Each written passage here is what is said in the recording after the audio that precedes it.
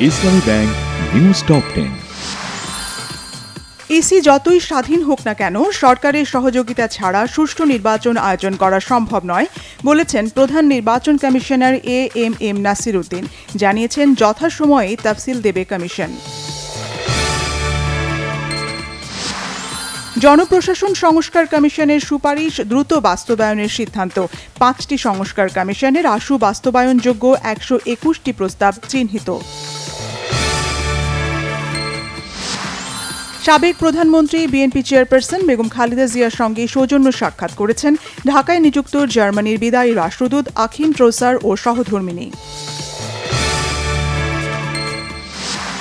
খসড়া গঠনতন্ত্র অনুমোদন করেছে জাতীয় নাগরিক পার্টি এনসিপি। সভাপতি ও সাধারণ সম্পাদক কাউন্সিলের মাধ্যমে নির্বাচিত হবেন। কয়েকজন শিক্ষার্থীর বহিষ্কারাদেশ প্রত্যাহারের দাবিতে রাজধানীর নতুন বাজারে সড়ক ব্লকেট করেছে ইউনাইটেড ইন্টারন্যাশনাল ইউনিভার্সিটির শিক্ষার্থীরা।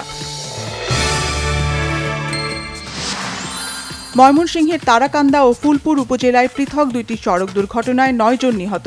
নাটোরে সড়কে ঝরছে 4 প্রাণ। ভোর হতেই আবারও ইসরায়েলে মিসাইল হামলা চালিয়েছে ইরান। পাল্টা ইরানের পারমাণবিক গবেষণা সেন্টারে হামলা চালাচ্ছে ইসরায়েল।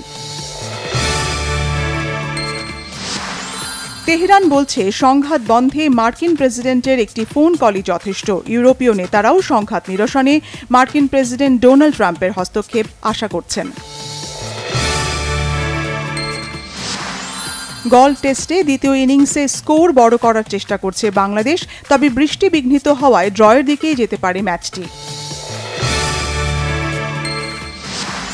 ফিফা ক্লাব বিশ্বকাপে শেষ 16 নিশ্চিত করেছে ফ্ল্যামেঙ্গো ও বায়ার্ন মিউনিখ।